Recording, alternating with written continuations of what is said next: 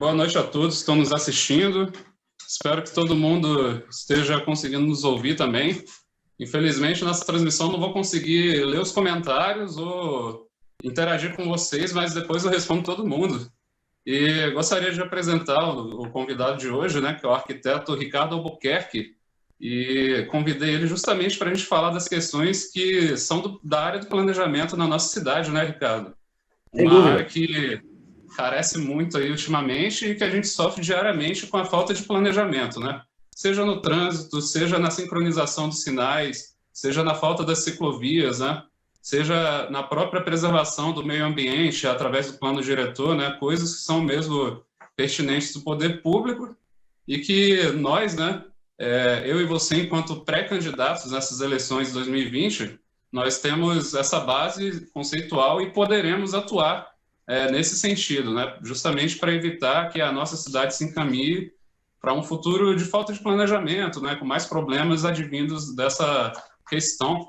Então, eu gostaria de te agradecer, tá? Boa noite e obrigado por estar aqui. E eu vou apresentar aqui um mapa de ciclovias. Esse mapinha aqui, ó, ele foi o tema de discussão da última live aqui na página, que foi uma live com o Matheus Rios. Ele também é geógrafo e ele é ciclista, né? Então ele me ajudou nesse processo da gente fazer o mapeamento das ciclovias da nossa cidade. E eu acho que não tem nenhum assunto mais pertinente até do que a própria mobilidade urbana, né? A ciclovia ela está encaixada dentro do conceito de mobilidade urbana, porque as pessoas se locomovem dentro da cidade de bicicleta e utilizam essas estruturas que vão trazer segurança, que trazem conforto e até agilidade no deslocamento, né? E você também tem uma atuação, né, Ricardo? Estava lendo seu currículo Lattes e você se formou na UFPR, né? Fala um pouco de como é que foi a sua formação e a sua atuação quanto profissional na área do planejamento da cidade. Perfeitamente.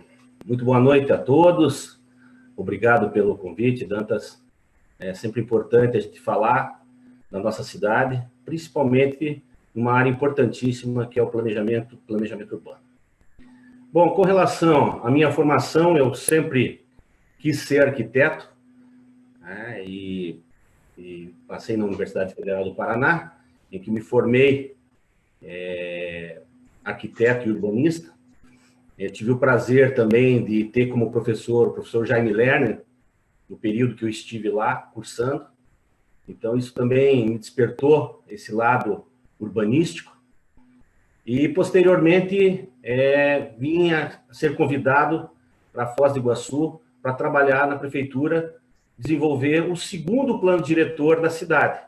O primeiro plano diretor foi feito por Itaipu, na época da construção da obra, né? E eu vim em 90 para trabalhar no segundo plano diretor da cidade, na gestão Álvaro Nilman, e vim para fazer esse trabalho, fiquei um ano, aí fiz o concurso para a prefeitura e fui contemplado em primeiro lugar, e estou há 30 anos como servidor público, como arquiteto consultor hoje na prefeitura, né? No meu lado, em paralelo, também é importante a questão você ensinar ou você transmitir aquilo que tu gostas, que é o meu caso.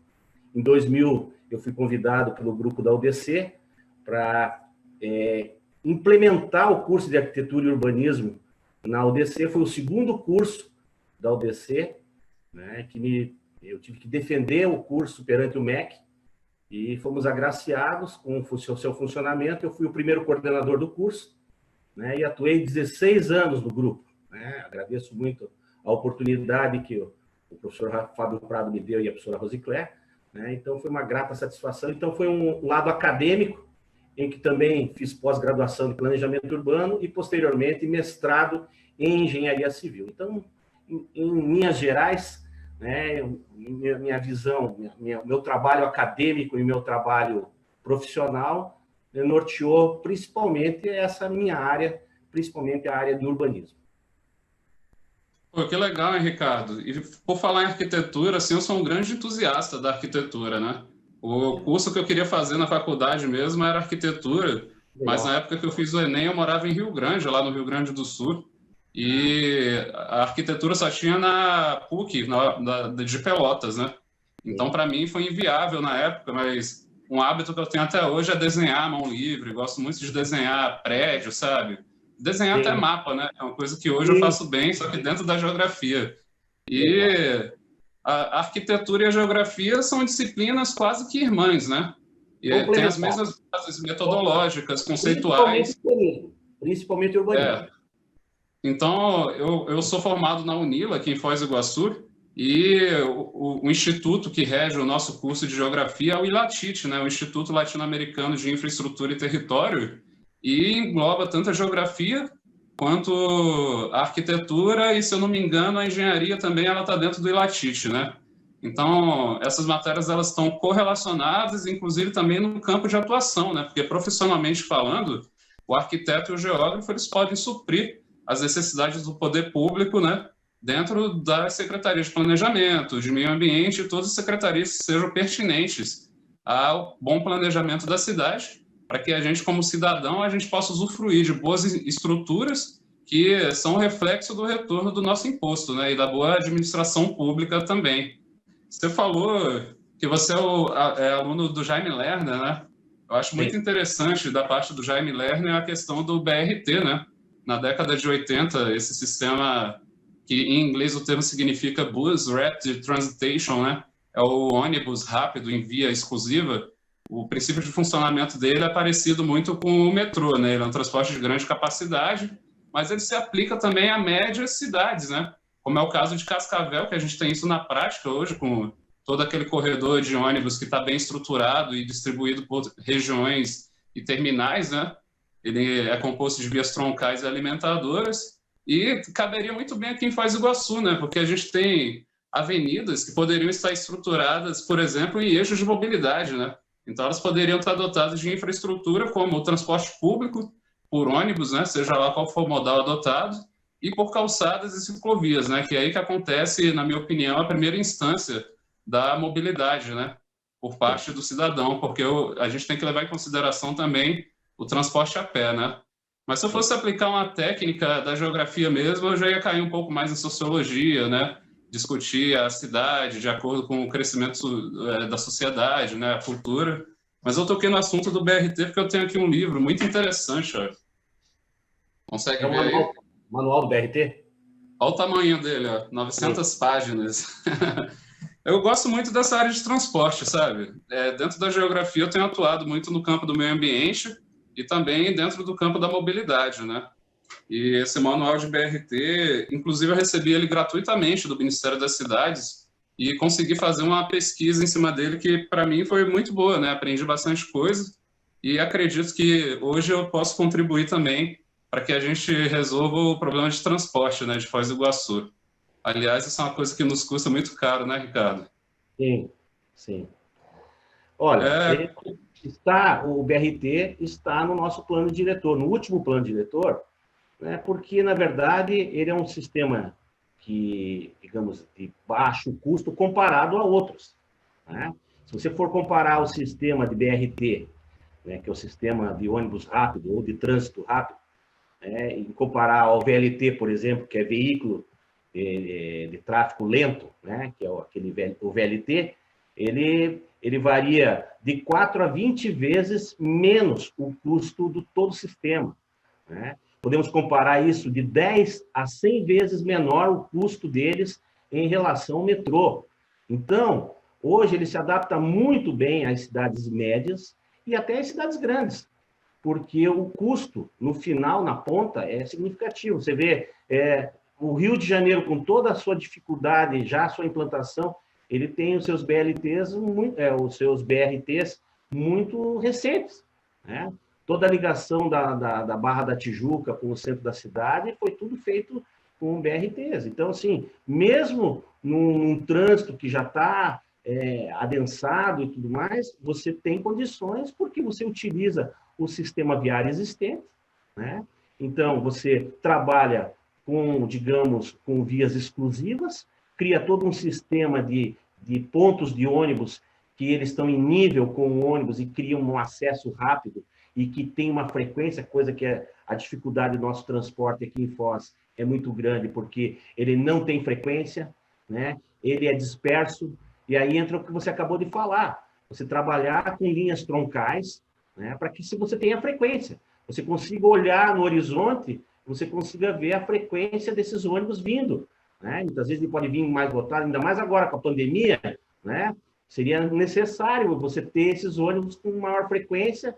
Aquela quantidade de gente deu o seguinte, você já visualiza, coisa que acontece lá em Curitiba.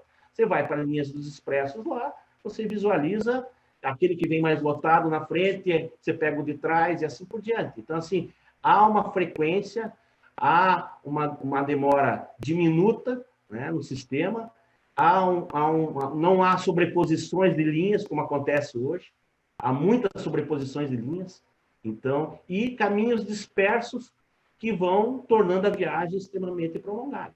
Então, acho que o BRT, ele é um sistema que pode nos ajudar em muito, porque nós temos boas vias estruturais na cidade, né? Nós temos aí, e isso é um dos grandes, porque hoje o sistema de transporte urbano, ele não pode estar apenas visando o transporte de massa, ou o transporte de pessoas.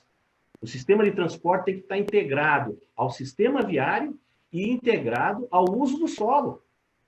As funções que a cidade tem, porque o deslocamento é justamente, as pessoas se deslocam em função das funções da cidade, tá certo? Ele vai buscar funções que ele não tem lá no seu bairro. Por que ele vem para o centro da cidade? Né? Por que ele vai para um banco? Por que ele vai para o mercado? Então, o trabalho dele, né? Porque justamente ele precisa ir atrás das suas funções, né? Então, o BRT, ele proporciona isso. E eu acho que, em função das nossas vias, ter boas vias estruturais, é isso que não dá o trânsito para nós aqui, né? Nós não temos grandes congestionamentos, porque nós temos boas vias estruturais. A Avenida JK, a República Argentina, Costa e Silva, Avenida General Meira, Felipe Vante. Então, são vias importantíssimas e estruturais, né? E aí que eu acho que poderia encaixar muito bem esse sistema. Mas, por outro lado, né, essa questão de semáforo, eu acho que é o grande causador do trânsito, né, que a gente tem aqui na cidade, né? Eu cronometrei aquele semáforo da frente do terminal e ele leva 1 minuto e 45 segundos para poder ficar fechado ali, travando o trânsito 50 metros à frente de onde tem outro semáforo, que é o cruzamento da República Argentina com a JK, por exemplo, né? Então, já temos um transporte ineficiente. E, como você falou, o intervalo dentro da linha é gigantesco, né? É uma média de 40 minutos. E ali na saída do terminal, justifica, por exemplo, a cronometragem desse semáforo, que é, na minha opinião, um dos mais inúteis, né, da cidade? Ele não tem utilidade prática nenhuma, no fim das contas, né? Sem dúvida. Na verdade, assim, é falta de alguns estudos, porque eu vejo assim, como é que funciona a questão semafórica? Por que você não consegue uma sincronia entre semáforos? Você anda um e para, anda outro para, porque você tem semáforos de fases distintas. Um semáforo que você tem um cruzamento simples, você tem 2 fases. Abre um lado, fecha o outro. Em lugares em que você tem conversões, você acaba gerando 3 fases e 4 fases. Então, você nunca vai conseguir uma sincronia, uma onda verde, se você não tiver o mesmo número de fases, porque aí você consegue regular esses semáforos, né? E como é que eu consigo isso? O grande problema são as conversões. Então, nessas grandes avenidas, você poderia fazer as conversões em meio de quadra, fazer os retornos em meio de quadra, e você tirava 1 ou 2 fases de um semáforo, tornaria ele um semáforo mais simples, e você conseguiria implementar essa onda verde. Tu tá entendendo? Então, assim, requer um estudo justamente disso. E ali, na Avenida JK, abriu-se o canteiro para os ônibus saírem ali, né? Então, assim, você poderia estudar outras alternativas, né? Lá no FUAD, abriu um canteiro central que, no meu modo de ver, não tinha nem por que abrir aquele canteiro central. Sendo que nós temos lugares extremamente perigosos na cidade, que estão tendo acidentes, que têm tido óbitos, né? Nós temos os números de cada cruzamento da cidade e que era necessário colocar semáforo para disciplinar. E muitas vezes foi aberto canteiros para colocar um semáforo onde não devia. criando todo esse impedimento, porque um semáforo em relação ao outro não tem as mesmas fases. E aí vai truncando o trânsito e automaticamente não permite essa fluidez e automaticamente prejudica em demasia o transporte urbano. É igual aquele semáforo que tem ali no cruzamento da JK com a José Maria de Brito, né? E também no cruzamento da JK com a Duque de Caxias, né? O semáforo controla o trânsito, mas quando você vai cruzar ali para as vias internas, você tem que fazer a rotatória com outro fluxo. Então, do que adianta o semáforo nesse caso, né? Se ainda há risco de acidente, inclusive, há risco para o pedestre e para o ciclista, né? Esse semáforo não adianta de nada, no fim das contas, né? É uma prejura, né? Como dizem lá na Bahia. Eu queria te perguntar uma questão que eu tenho assim pessoal em relação à arquitetura, sabe? O que aconteceu com a arquitetura brasileira depois de Brasília, depois de Niemeyer? Por que a gente não vê mais coisa bonita sendo construída por aí? Não vê mais cidades planejadas? Não vê inovação nesse sentido? Bom, não é bem assim. A questão é a seguinte: Brasília ela foi inteira construída, tá? E urbanisticamente ela é uma cidade muito bonita, muito bela. Eu, como arquiteto, acho belíssima. A questão é, se você for ver como modos de vida, ela não é eficiente. Brasília foi feita para o carro e foi feita toda uma setorização. O movimento moderno de urbanismo fez com que a cidade fosse extremamente setorizada, ou seja, a área residencial, a área hoteleira, a área... tem quadras ali onde estão todas as igrejas, praticamente. Então, é extremamente setorizado. Então, o urbanismo moderno, ou, digamos, esse é o urbanismo moderno. O urbanismo contemporâneo, que seria hoje, ele é ideal que misture funções. Porque todo mundo gosta de morar perto do seu trabalho. Todo mundo gosta de ter sua academia próxima. Então, como é que é o urbanismo contemporâneo hoje?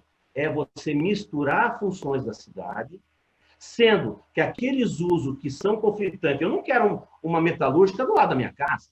Eu não quero uma transportadora do lado da minha residência. Então, esses usos que são mais conflitantes, você trata diferente. Entendeu? Mas é importante essa mistura para a vida da cidade. Você mistura funções, residências com comércio vicinal. Você veja nessa pandemia, Dantas, como é importante e como as pessoas têm que resgatar, e é isso que nós precisamos resgatar, né? Essa relação de compra na vizinhança, essa relação com o comércio imediato, entendeu? É verdade.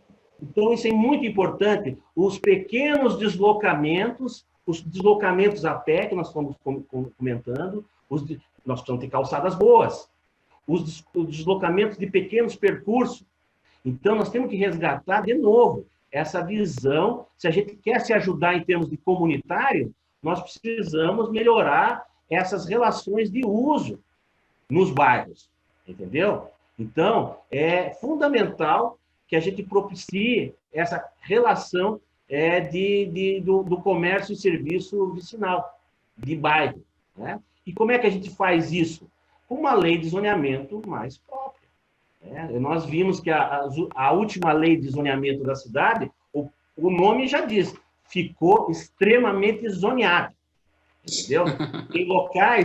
Tem locais que não tem por que ser proibido que uma empresa se instale, e, em compensação, se liberou umas R5, que pode construir prédio até de 8 pavimentos, lá na Pedreira, lá na Vila Carimã. Você não consegue construir um prédio, você não tem subsolo, você tem uma pedreira. Mas por que será que foi feito esse zoneamento lá? Então, todas essas questões a gente tem que analisar, entendeu? E perceber que o zoneamento ele é propício para a cidade, para as pessoas, e não para o interesse pessoal ou de alguns setores da cidade. Então, quando a gente faz um zoneamento, um planejamento direcionado para as pessoas, nós temos uma cidade melhor. Por isso que eu digo, não rebatendo o que Brasília tem de bom, mas, por exemplo, Brasília não tem esquina. Nós não temos relações comunitárias em Brasília. É uma cidade que, humanamente, ela não é boa. ela é gostosa, a visão dela, mas as relações humanas, elas ficaram muito dispersas. Então, por isso que a gente resgata esse urbanismo mais contemporâneo, que é um urbanismo mais de Barcelona, um urbanismo de São Francisco, um urbanismo de Curitiba, que é um urbanismo mais convidativo e que mistura mais funções para que a gente possa ter uma cidade mais viva. Isso quer dizer que nós, eu e você, como planejadores, em Foz do Iguaçu, a gente vai ter muito pouco trabalho, então, né? Porque pelo que eu vejo, os bairros eles já têm um microcentro, né? Muito bem definido. As relações já estão se dando ali dentro dos bairros, sem precisar que as pessoas vão para o centro, né? Ou procurem outros bairros. Então, o que a gente precisa mesmo é de conectividade. As coisas foram acontecendo espontaneamente. E isso, de certo modo, também não é bom. Porque vão tendo conflitos em algumas coisas, porque falta o poder público atuar. Por exemplo, deveria ter um terminal intermediário ali no Teatro Barracão, em que eu poderia gerar várias funções. Eu poderia ter um protocolo da prefeitura que o morador pudesse pegar um transporte ali no Morumbi e parasse ali no Teatro Barracão, né? Fizesse, por exemplo, um protocolo ali, pudesse ter um postinho, nem um postinho, um ambulatório, entendeu? Como, por exemplo, se pudesse ter uma Rua da Cidadania ali, junto com um terminal de transbordo. Então, é importante, o urbanista tem que perceber, não é mudar uma cidade, redesenhar uma cidade, mas perceber vocações que já acontecem e o poder público poder atuar e melhorar, né? Eu digo que a gente tem que fazer o que até o professor Jaime Lerner falava, uma compultura urbana, quase que pontual, começar a trabalhar e modificando uma região através de pontos importantes.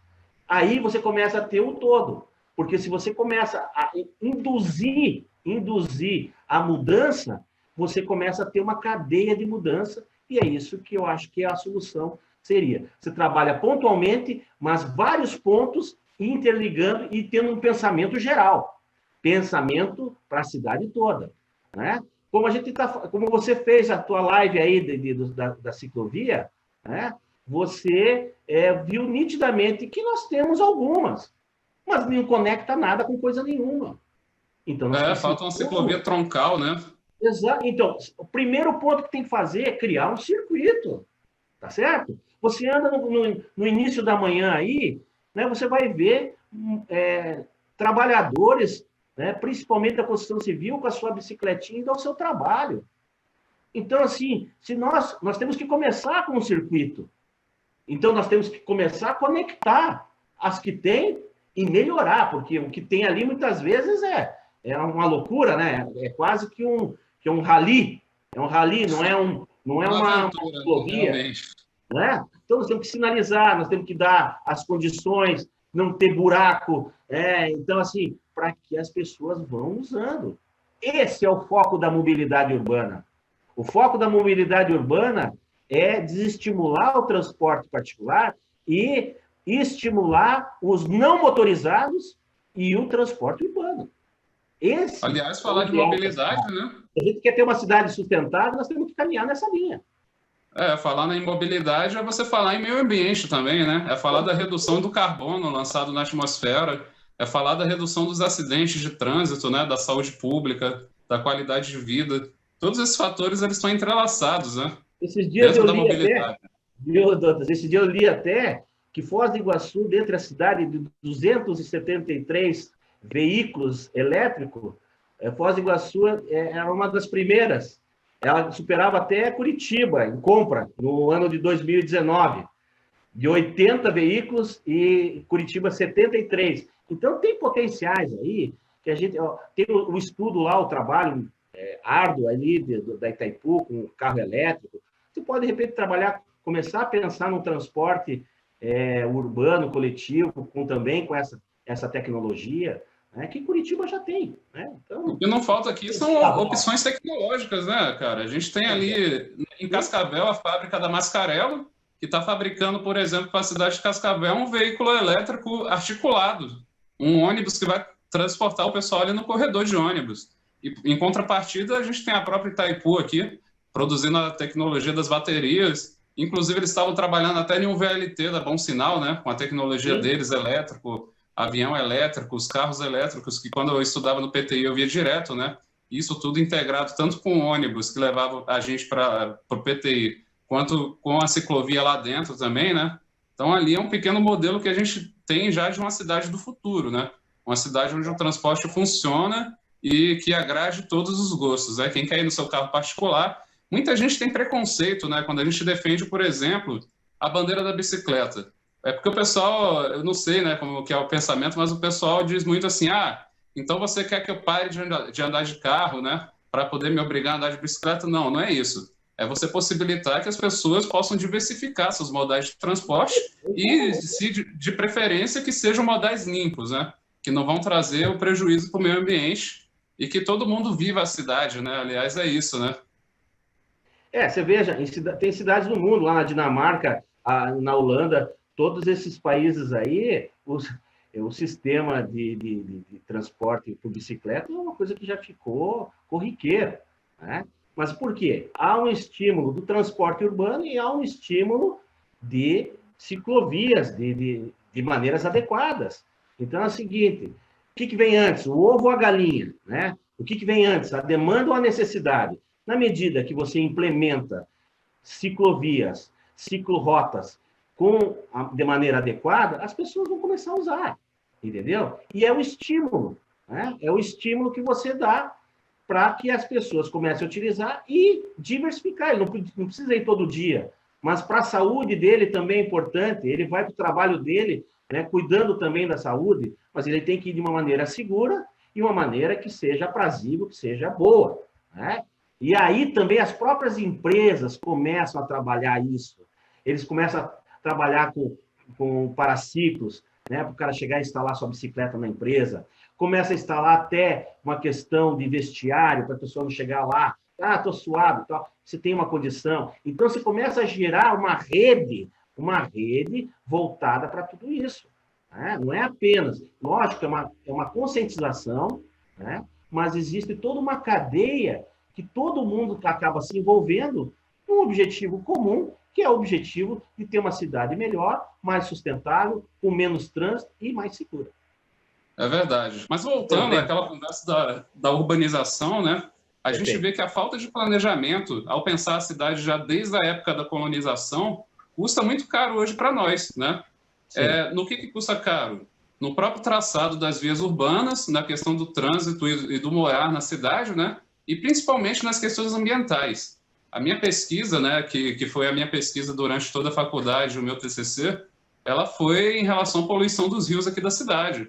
E o que eu descobri? O processo de urbanização ele está intimamente ligado à degradação do meio ambiente, quando ele é executado de uma forma errada e não se utiliza dos planos de manejo, né, que são instrumentos que hoje a gente tem à disposição e que nos ajuda a solucionar qualquer problema, né? Não é exagero dizer que a gente pode solucionar qualquer problema a partir dos saberes técnicos que a gente tem dentro da geografia e da arquitetura quando relacionados às questões urbanas, né?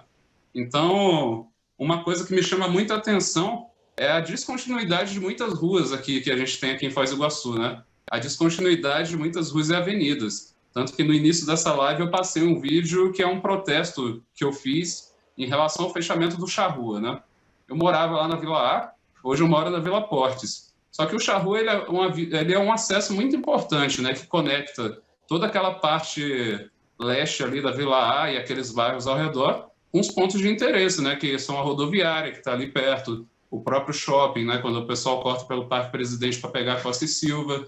E hoje faz bastante falta, né? E eu vejo hoje que tem a ciclovia ali da Ranieri Mazzilli, que é a da José Maria de Brito, e a nova ciclovia da Itaipu, que está contornando ali aquela área verde, né? E elas não se conectam justamente por falta de um acesso ali, o que seria mais adequado um viaduto, né?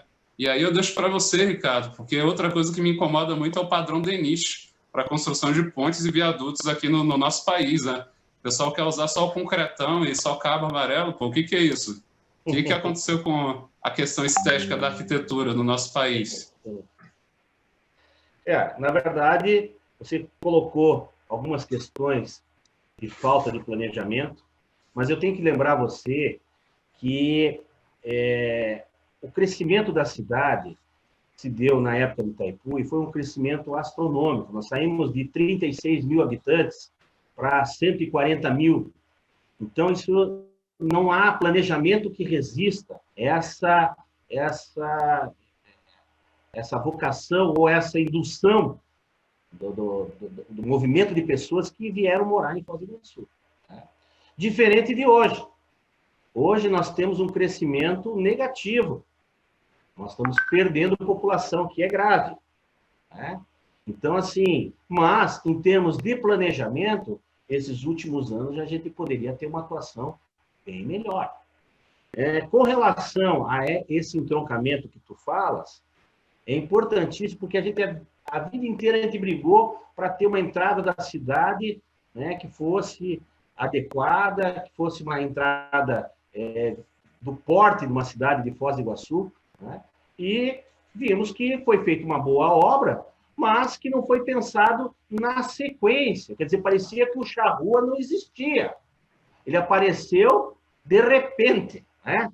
Então, assim, isso, infelizmente, é cada vez mais grave, porque não tem profissionais, os profissionais estão deixados à margem, engenheiros, profissionais, geógrafos, arquitetos, que são os profissionais da área para tratar do sistema viário, e tem profissionais fazendo projetos, né? Encaminhando isso para discutir com o Paraná Cidade, jornalistas, advogados. Então, é esse tipo de expertise que me aflige, entendeu? E que me faz até essa relação de discutir a cidade, né? Porque não dá mais para conceber essas coisas, entendeu? Parece que o charrua não existia. E fechou. O DENIT fechou porque ele tem normas, entendeu? Mas cabe ao setor público, né, a gestão pública, né, tratar disso e criar soluções, né? Eu acho que poderia... O DENIT, ele fala das distâncias entre entroncamentos, por isso que ele não quer que crie uma abertura. Mas um viaduto ali poderia ser tranquilamente, você não precisaria fazer as alças, entendeu? Mas você poderia ter uma acessibilidade da José Maria de Brito ou da Ranieri Mazzilli para a Vila A, e da Vila A para a Ranieri Mazzilli. Então, é fundamental ter essa acessibilidade. Então, esse podia ser um viaduto em que você tivesse só contornos laterais para pegar as marginais. Ponto. E não fazer... Então, não haveria nem uma intervenção federal, né? A gente não precisaria de tanta articulação para poder executar essa obra. O que o DENIT justifica é que não podemos ter um viaduto perto do outro, mas não é porque é o viaduto, é porque é o entroncamento viário, que a distância é menor do que eles preconizam, em lei, tá certo? Mas ali seria um viaduto mesmo, passando direto, e só com as marginais para você poder acessar a rodovia, que é factível. O problema é que as coisas não são pensadas, né? Pensam apenas ali, localmente, sem analisar urbanisticamente o todo, né? Eu vejo aí, por exemplo, num projeto que estão fazendo agora, o que é o Acelera Foz, né? Que eu li o projeto, lá tem uma trincheira pensada, né? Só do portal. Quer dizer, esqueceram do Jupira acessar novamente, através da Beira Rio, a Vila Portes, novamente integrar isso, que são bairros que foram segregados. Né? Com certeza. A Mário Filho, com o Parque Imperatriz. Né? Lá, você anda em Medianeira, tem 5 travessias. 5 travessias. Até a vaca passa de um lado para o outro nas últimas, tá certo? Mas por quê? Representação política, entendeu? Quando estão fazendo uma intervenção numa BR, por exemplo, tem bairros em volta. Nós temos que pensar na cidade.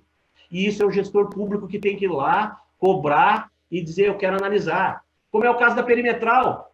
Nós já estamos alertando desde já. A perimetral vai vir, é uma obra significativa, importantíssima para a cidade. Como é que fica a travessia da Felipe Vancher E da República Argentina com a perimetral, em nível, vamos fazer em nível, está lá no projeto. Em nível. Faz um mais contorno. acidente, né? Mais mortes, numa via que é Como é que as moderna, né? pessoas Do vão século XXI. acessar, vão cruzar uma rodovia em nível? Não dá. Então, no papel, dá para fazer, mas o que é melhor para a cidade? Tem bairros. A Conscienciologia está toda para aquele lado. Tem que se A pensar. zona nova de expansão da cidade é para lá também, né? Exatamente. Então, assim, já tem a cidade. As cidades estão aí. Entendeu? Então, é importante a via? Importantíssimo. Agora, como é que nós contornamos isso para que seja sustentável essa obra e que nós não ficamos remendando como acontece em muitas obras que estão aí. É verdade. Ô, Ricardo, mas já que você falou da perimetral, uma coisa me preocupa muito e me chama muita atenção também, né? Em relação ao traçado da perimetral que ela vai ter ali, desde a desembocadura da ponte, né, do lado brasileiro, até ela chegar ali na Avenida Mercosul, que é a atual avenida que a gente atravessa para a Argentina, né? Será que o Porto Meira realmente ele vai se beneficiar dessa obra? Ou essa avenida ali ela vai ser segregada dentro dos termos aduaneiros e não vai ter nenhum contato com o bairro? Essa obra realmente, de fato, ela vai significar uma oportunidade para desenvolver o Porto Meira ou vai ter que partir do poder público esse incentivo, né, esse estímulo, para que o Porto Meira cresça, se desenvolva e se modernize? Na verdade, assim, eu acho que a transposição, por exemplo, liberar as cabeceiras para ter uma ocupação, nós não podemos voltar o que é a ponte da amizade.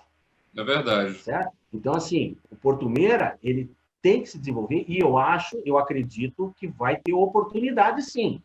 Porque, na verdade, não é a questão única de ocupação da proximidade da ponte. Né? Você veja, a Tancredo Neves está ali. A ponte Tancredo Neves é uma ponte boa, você tem um acesso fácil, né? E que as cidades têm as suas relações. Então, eu diria para você que nós vamos tanto desenvolver Porto Franco, como nós vamos também desenvolver o Porto Meira. Mas eu não diria que é em função dos caminhões, não é? É a acessibilidade que existe, a relação de Porto Franco com o Porto Meira. Então, as pessoas podem vir se utilizar do comércio aqui, nós podemos ir lá. Então, essa relação é que eu vejo que pode criar oportunidades para o desenvolvimento do bairro do Porto Meira. É nesse sentido. É a utilização, a acessibilidade entre um país e o outro, né? E não a ocupação da proximidade da ponte, porque eu não acho ideal isso. Você ter ocupações, né? Ainda mais essa relação que nós temos aí do Marco das Três Fronteiras, né? Que tem toda uma questão turística. Então, a importância do acesso entre países, do acesso entre pessoas, de bens e utilização de bens e serviços de ambos os países, de ambas as cidades de Porto Franco e o nosso bairro Porto Meira. É sem dúvida uma obra, né, que a população aqui já queria há muito tempo, né? E uma obra que significa muito, inclusive no contexto do Mercosul, né? Aliás, a gente não pode esquecer que Foz do Iguaçu geograficamente é o centro do Mercosul e que a gente deve desenvolver as nossas oportunidades, né?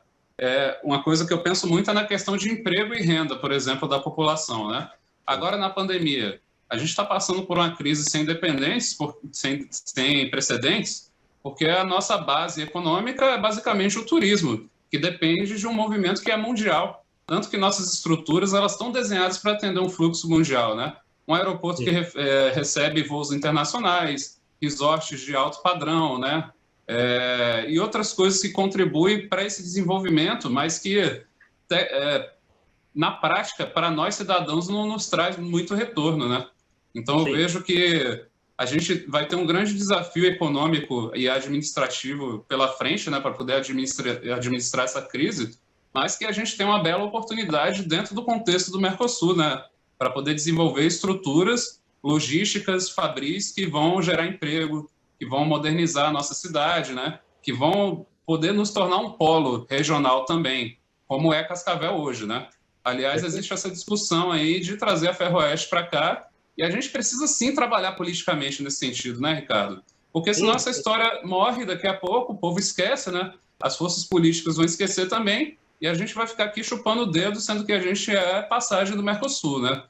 A ponte da amizade está ali, quando aberta não tem onde passar. Ontem eu fui lá no meio da ponte de bicicleta, montei meu banco, até sentei na ponte, né? Então é inimaginável essa situação que a gente está passando hoje, mas eu creio que Foz do Iguaçu pode superar essa e tem esses meios para superar, né? Sem dúvida, Dantas. Eu acho assim, a vocação natural do turismo aqui em Foz é inegável. Só que nós temos que partir para uma diversificação mesmo, né? E a diversificação passa por portos intermodais, a levar o Porto Seco. Aí, a partir da perimetral, você pode levar um Porto Seco para uma outra região, lá na Boa Vista, por exemplo, em que você possa fazer a transposição de cargas e voltar a renascer esses portos que estão aqui na região sul do Porto Meira.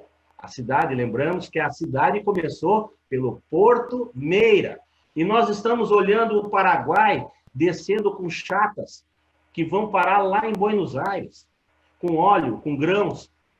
Então, nós não estamos inventando a roda. O país aqui vizinho, com menos estrutura, está fazendo utilização da hidrovia, né, chegando lá embaixo. Né? Por que nós não podemos se utilizar disso?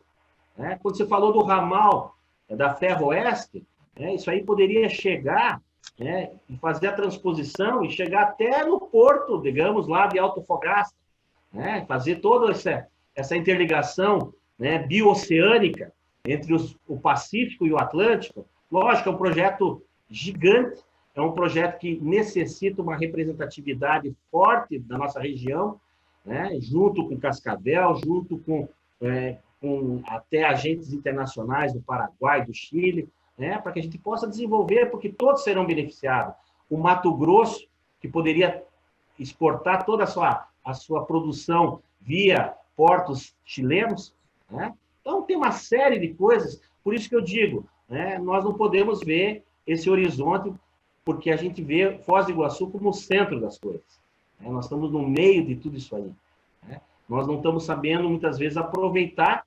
E eu vejo que esses projetos que estão vindo para cá, né, que é essa ponte, que é a perimetral, que é a própria ampliação do nosso aeroporto, tudo isso se resume num tema que é a acessibilidade. A cidade começa a ter acessibilidade de todos os lados e a nível internacional também. Então, isso propicia, né, que nós possamos desenvolver muito mais coisas, pensar maior, pensar num projeto futuro, né? Mesmo com os problemas que nós tenhamos agora, com a pandemia, mas nós temos um potencial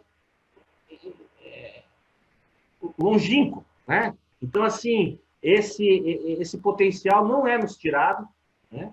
E importante é que nós tentemos diversificar e não ficar exclusivamente no turismo. Não é abandonar o turismo vai ter problemas sérios agora no começo. Nós temos que fazer um trabalho diferenciado, né? Focado na questão local, regional e nacional. Né? Fazer um marketing de viagens curtas a nível regional, para que a gente possa atrair essa população, para que a gente possa sobreviver em relação ao nosso parque hoteleiro, os nossos serviços turísticos, os nossos trabalhadores do turismo. Né? Então, assim, nós temos que focar nesse primeiro ano de 2020 e 2021, focado nessas áreas. E, posteriormente, aí, ver outras estratégias, se a gente vai expandir, porque nós não vamos lá a nível internacional, e eles não vão vir aqui. Então, nós temos que focar nesse turismo regional e nacional. E o turismo ele vai ser assim um dos maiores beneficiados em uma cidade que é bem planejada, né? E que consegue atrair o investimento, né? Porque é uma cidade que vai ter base econômica firme, vai ter relações aqui, né? A gente vai voltar a ter as grandes convenções, as grandes empresas também vão procurar. E se a gente seguir nesse caminho, né? A gente vai ter um grande desafio que é urbanístico, né, Ricardo? A gente estava falando mesmo do crescimento da cidade, né? Temos essas questões urbanas para poder resolver, né? E uma coisa que eu sou muito entusiasta assim, é a ideia da reforma da malha urbana de Foz do Iguaçu. Essa reforma ela já cabe na nossa realidade. Agora falta um trabalho que vai ser feito nesse sentido, né? A reforma que eu falo no sentido de um novo terminal, né, de transporte urbano, a remoção do Exército, que é um assunto muito polêmico, mas essa é uma ideia que eu vou levar sempre, sabe? O Exército não vai sair do município, mas o Exército ele vai ser realocado, porque aquela área ali da Mata Verde, onde passa o Rio Monjolo, ela tem totais condições para se tornar um dos melhores parques da América Latina, assim como São Paulo fez ali na região do Ibirapuera nos anos 50, né? E hoje São Paulo tem um parque muito bem estruturado, né? Outra coisa que me chama a atenção é a conectividade das vias. A gente vai ter que discutir futuramente um mergulhão ali conectando tanto a Costa e Silva quanto a República Argentina, né, para evitar um conflito ali com a Paraná, né? A gente vai ter que pensar a conexão da Paraná com a General Meira, né? Porque ali no Boici são 5 avenidas que se encontram e a gente tem essa questão da logística que vai ser desviado o fluxo quando a ponte estiver pronta, né? Mas a gente tem uma questão interna também que é da própria locomoção da cidade, né? E uma cidade fluida que é propícia aos negócios e ao desenvolvimento, ela não pode se dar o luxo de ter entraves dentro da sua estrutura urbana, né?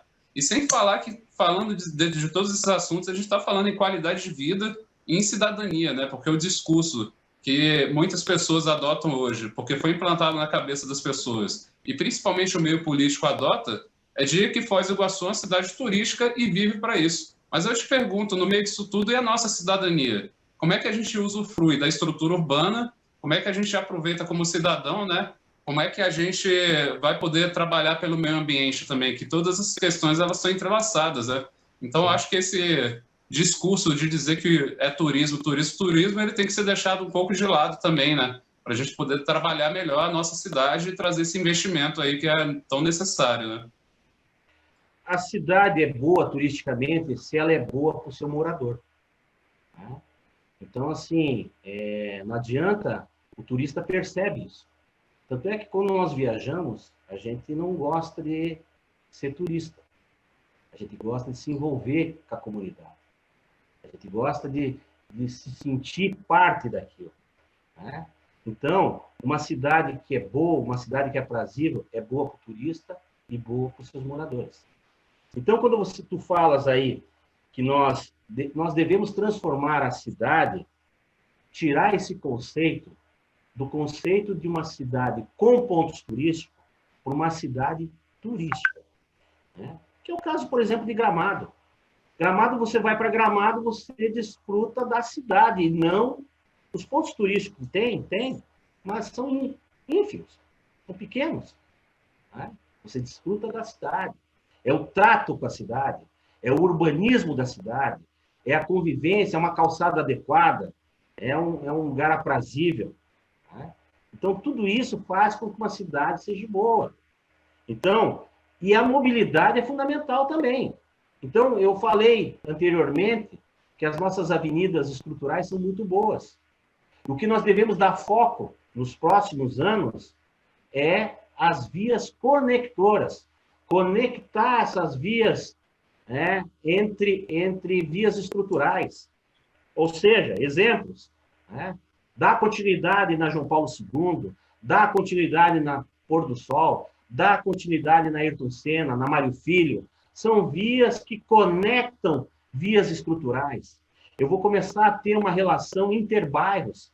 Eu vou poder fazer linhas urbanas desviando do centro da cidade, né, e propiciando até uma democratização do fluxo de veículos mais disperso na cidade, né, tirando a polarização única do centro da cidade. Será que eu preciso vir do Porto Meira, passar pelo centro da cidade para ir à região da Maracanã? Se eu posso, de repente, ir por dentro ali na Vila Holanda? Então, esse, eu diria, que começa a você distribuir melhor a cidade, começa a você... Só que tem que ter foco. Tem que ter foco nessas avenidas, entendeu? E não, muitas vezes, está se dando foco em vias locais, que muitas vezes não está sendo feita nem a drenagem, apenas uma pavimentação, né? E que, muitas vezes, resolve parcialmente para o morador fica feliz, mas não sabe que depois ele vai ter que cortar aquela via local para colocar uma drenagem, porque está sendo feito muita pavimentação sem drenagem, que é um problema sério, que não é sustentável, né?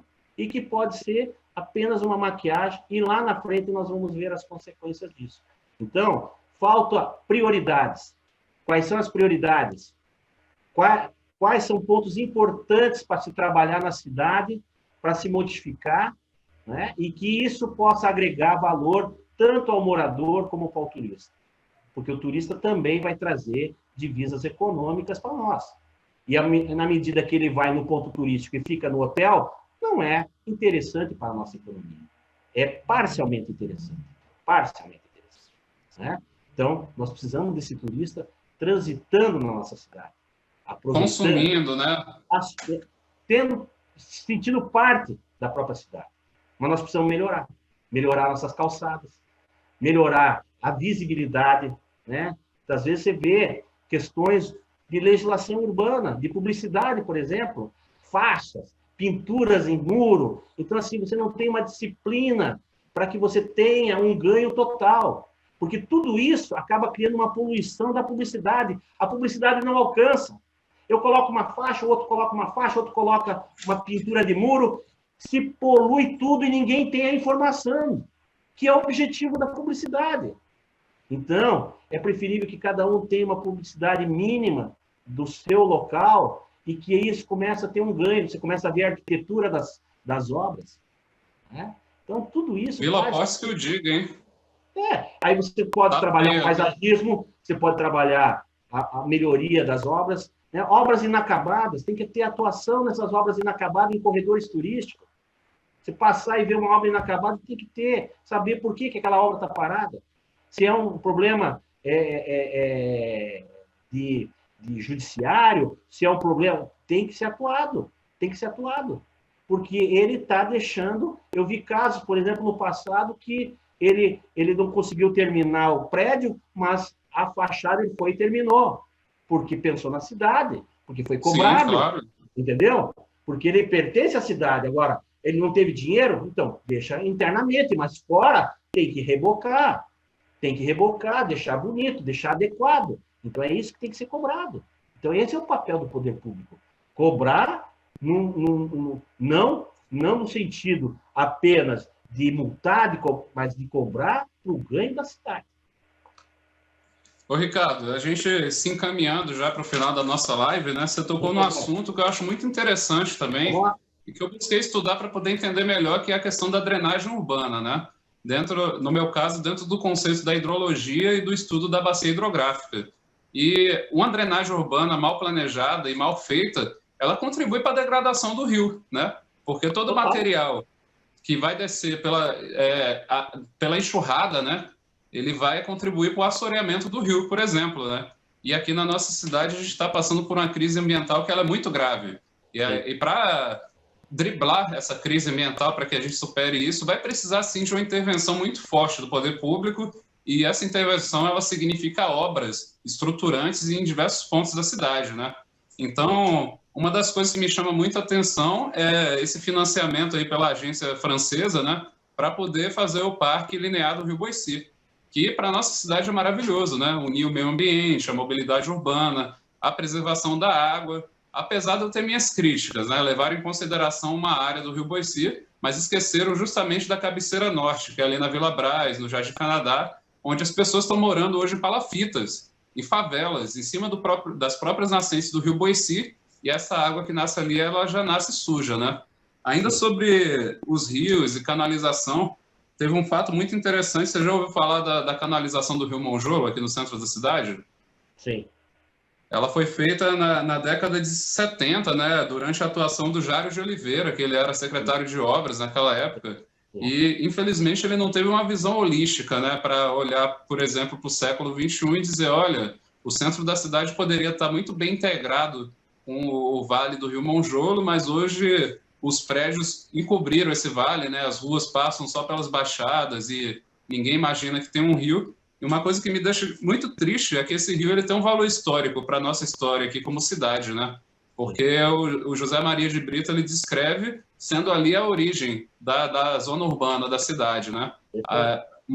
Além daquela parte ali do Porto Meira ter sido demarcada como onde seria implantado a colônia militar, na época do início da urbanização da nossa cidade, ali era uma zona comercial, digamos assim, né? Justamente por causa da atividade portuária, do extrativismo, da erva mate, da madeira que acontecia aqui, né? Sim. E ele descreve a Barra do Rio, que é um rio que tem uma cachoeira belíssima, né? Você conhece a Cachoeira do Monjolo, ali no centro? Sim. Inclusive, ela tem uma área assim que cabe um parque urbano muito bom. Sim, e que a gente possa aproveitar, atrás do antigo Xiscão. Atrás do antigo Xiscão. Exatamente. Onde o pessoal hoje em dia vai conhecer como a Unifoz, né? Que foi ali também, já não é mais, né? Então, são esse tipo de questões que a gente não pode mais errar. No século XXI, a gente tem toda essa instrumentação, esse estudo, esses planos de manejo, para que isso não aconteça, né? Isso vai poder acontecer aonde na nossa cidade? Na bacia do Rio Tamanduazinho, que eu estava visitando esse último sábado. É uma nova área de expansão urbana, por onde vai passar ali a perimetral leste, e onde estão sendo feitos novos loteamentos, né? Então, se não tiver uma intervenção nesse sentido, da criação de novas zonas, né, de aproveitamento, né, ambiental, e uma visão de futuro, vai se repetir ali o que se repetiu há mais de 50 anos no centro da nossa cidade, né? Vão soterrar o rio, e é um rio que contribui, inclusive, para 40% do abastecimento da água da nossa cidade, né? Então, eu fico muito feliz, Ricardo, assim, de ter tido essa conversa com você, porque quanto mais intercâmbio, né, intelectual que são de áreas correlatas, a gente fizer, e inclusive discutir na cidade, a gente vai ter muito a contribuir, né? Tanto eu no campo da geografia, quanto você na arquitetura, né? E quem sabe um dia nós também na gestão pública, né? Atuantes com essa visão mais holística e com todos os instrumentos que permitem a gente trabalhar, né? Porque atuar a gente sabe, né? Sim, Dantas, e eu vou te dizer, a questão nós precisamos resgatar o lado profissional, sabe? Nós precisamos resgatar o lado profissional, seja do servidor público, seja do profissional da área, porque o que a gente tem visto é muita gente dando pitaco em área que não tem pertinência nenhuma. E ele desestimula toda uma cadeia de profissionais, seja principalmente no poder público. Né? Então, assim, não dá para aceitar mais advogado cuidando do trânsito, escritor cuidando da saúde, né? Eletricista cuidando de planejamento. Então, assim, vamos ter que colocar os pingos nos is. Né? Vamos ter que falar coisas que nós sabemos e estimular uma cadeia de profissionais. Nós temos verdadeiras excelências dentro da prefeitura, mas que muitas vezes estão à margem porque não querem que participe ou que aquela pessoa que entrou lá não tem conhecimento nenhum da área, mas está apadrinhado. Então, isso aí nós temos que modificar e muito. Né? Principalmente essa questão técnica que você está falando em termos de urbanismo e de meio ambiente.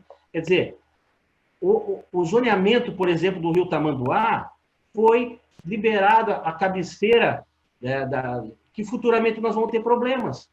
Porque se você tem que estudar uma bacia hidrográfica, a água que nós bebemos, ele é de baixo, mas ele pertence a uma bacia. Se você começa a privilegiar ocupações indevidas, nós vamos ter problema lá na frente. Isso faz parte de um zoneamento criterioso, coisa que não foi feita. A questão do Rio Boici, né, que é essa agência francesa, que eu não vi nada até agora. Eu também não vi. Eu vi marketing. O projeto do Parque Linear do Boici é um projeto que, lá no primeiro plano diretor, a gente já tinha levantado isso. Entendeu? Então, assim, veio com uma agência francesa, não sei quantos milhões para esse projeto, e não foi feito nada. Para mim, não é o reinventando Foz, é o refreando Foz. Né? Porque não tem sentido nenhum. Você faz um marketing, diz que vai ser financiado e não vê nada. Então, eu prefiro trabalhar com coisas factíveis. Esse Parque Linear do Boici é importante, é importantíssimo. Esse rio Boici começa lá no portal, com as nascentes que você falou, e termina aqui embaixo, né? Atravessando ali e desembocando no Rio Paraná, né? E que passa pelo Boici. Então, é um elemento estruturante da cidade que você pode fazer. Você vai fazer ele inteiro? Não tem condição de fazer ele inteiro. Mas se cada prefeito fizer uma parte e der continuidade, fazer esse projeto, é um projeto quase de Estado, que passa por várias administrações, entendeu? Que cada prefeito possa dar a sua contribuição, porque ele é grande, ele requer muitos recursos, né? Agora, não dá para aceitar recursos, né, de uma agência, né, do além, porque eu não vi nada, estamos terminando a administração e foi feito marketing, foi dado nominho e eu não vi nada. Então, vamos ter que ser mais sinceros, temos que ser factível, fazer as coisas e mostrar as coisas e depois dar nominho para as coisas que nós realizamos. É verdade, Ricardo. Eu concordo plenamente com você e eu agradeço muito você ter aceito o convite, né, para a gente poder debater um pouco esses assuntos que são das nossas áreas, né? E com certeza a gente vai ter outras oportunidades também de conversar e talvez até de trabalhar em projetos que são de interesse da sociedade aqui de Foz do Iguaçu, né? E que podem conduzir a nossa cidade para um futuro melhor, né? Para uma qualidade de vida, né? Para a cidadania, que tudo isso está envolvido dentro dessas ciências que a gente atua, né? Então, obrigado, tá? Uma boa noite para você. Eu que uma agradeço. Boa noite também para todo mundo, né, que nos assistiu até agora aí. Logo, logo já anuncio uma nova live também. Inclusive, eu vou reforçar o convite do início, né? Sábado, às 9 horas da manhã, eu e o Guilherme de Zeva, a gente vai estar ali no Rio, ali no Parque Monjolo, né? Perto do Big, perto da Mesquita, porque a gente vai promover uma ação de limpeza, né? Infelizmente, essa área também, que é uma cabeceira de rio, né? Do Rio Monjolo, ali tem um parque público que tem até morador de rua, né? O pessoal tá ali jogando lixo, assim, onde tem jacaré, onde tem um ecossistema ali, e a gente, como cidadão, não pode deixar que isso aconteça, porque não só do poder público é a responsabilidade da preservação do meio ambiente. A gente, como cidadão, a gente tem que também fazer a nossa parte, né? Então, nos ajudem no sábado agora, às 9 horas da manhã, a fazer essa ação de limpeza e deixar o nosso parque aqui do centro mais bonito. E se você quiser participar com a gente lá, viu, Ricardo? Está convidadíssimo também. Vamos sim, vamos participar sim. Te agradeço, Dantas, te agradeço muito, né? E dizer que nós estamos empenhados nessa trajetória, independente de qualquer coisa, né? Nós vamos continuar tendo endereço no mesmo local, né?